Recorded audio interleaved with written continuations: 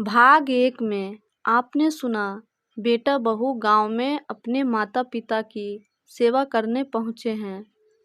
स्नेहा और नमन दोनों ही माँ बाबूजी की सेवा में लग गए। जहां नमन अपने पिता के संग खेती बाड़ी का मुआयना करने जाता, मकान की कीमत निकालता, वहीं स्नेहा घर में अपनी सास के साथ घुल मिलकर उनके गहने रुपया पैसा के बारे में जानकारी लेती। इतना प्यार सम्मान पाकर माँ बाप दोनों धन्य हो गए। वो हमेशा सोचते थे बच्चों को शहर की हवा लग गई है, अब गांव की धूल मिट्टी खाने क्या ही आएंगे, हम जैसे बूढ़ों को यही मर जाना होगा। लेकिन अपने बेटा बहू का व्यवहार देख वे दोनों अतीत प्रश्न थे।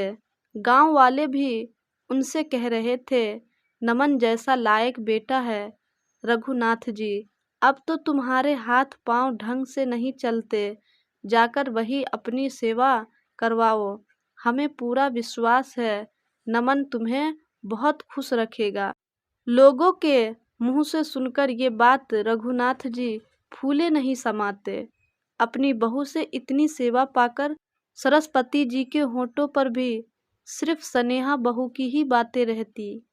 वो बड़े चाव से कभी उनके पैरों की मालिश करती, कभी सिर में तेल लगाती, चोटी करती, उनके लिए अच्छा अच्छा खाना पकाकर खिलाती।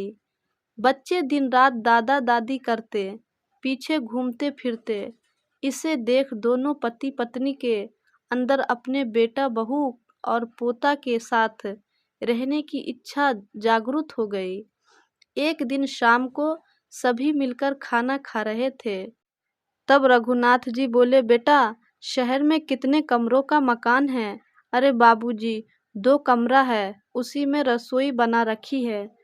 बेचारे बच्चे पढ़ने के लिए कभी छत पर कभी बरामदे में बैठे रहते हैं। रात को भी एक कमरे में ही सभी सो जाते हैं। ऊपर से साफ सफाई के लिए मकान मालिक की किचकिच अलग सुननी पड़ती है। किराया भी इतना है कि महीने की आधी तनख्वाह उसी में चली जाती है। कभी कभी लगता है खाए क्या, ये तो बड़ी परेशानी है बेटा। क्यों ना हम एक काम करें, अपना गांव का ये मकान बेच देते हैं और तुम वहाँ बड़ा घर ले लो, हम सब मिलजुल कर रहेंगे।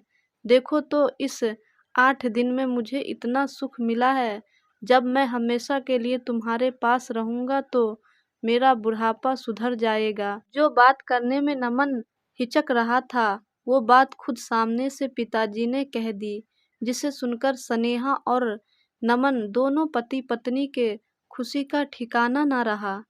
अपने पति की बात सुनकर सरस्वती जी बोली, यह तो बहुत अच्छा सोच है जी, मेरे मन में भी यही था। इतनी प्यारी बहू मिली है, मैं हमेशा यही सोचती काश इससे अपनी सेवा कराने का मौका भी मिलता, मगर आप ही गांव छोड़कर नहीं जाना चाहते, इसलिए मैं डर के मारे बोलती नहीं थी। अगर आपके मन में ऐसा विचार आया है तो जल्दी कीजिए, इतना अच्छा मौका मैं हाथ से जाने नहीं दूंगी।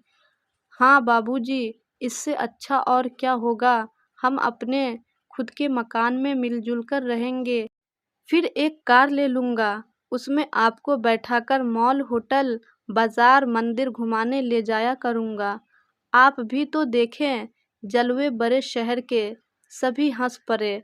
मगर बाबूजी, मकान क्यों, खेत की ज़मीन भी बेचकर यहाँ से चलते हैं, दोबारा आने की झंझट ही नहीं रहेगा। क्या कहते हैं? बेटा जमीन पुरखों की है, देखता हूँ, मन तो नहीं करता, फिर भी देखता हूँ क्या कर सकता हूँ।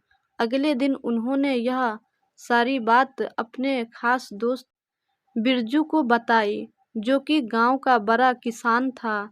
सारी बात सुनने के बाद रघुनाथ बोला, बिरजू बेटा बहू के साथ जीवन बिताना अच्छी बात है, उसके लिए अपना मकान खेत सब बेचकर चले जाना भी ठीक है, क्योंकि जहाँ बच्चे वहाँ माँ बाप को होना ही चाहिए।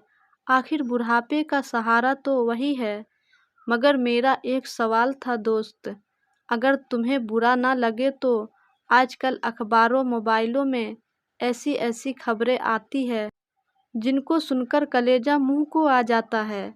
माँ बाप को सड़क किनारे भीख मांगने छोड़ देते हैं, यहाँ फिर ट्रेन में बैठाकर भूल जाते हैं, हरिद्वार वृद्ध आश्रम में छोड़ देते हैं। मैं नहीं चाहता ऐसी दुर्घटना तुम्हारे साथ हो, इसलिए जो भी फैसला लेना सोच समझ कर लेना। दोस्तों, देखते हैं भाग 3 में रघुनाथ जी ने क्या फैसला लिया होगा।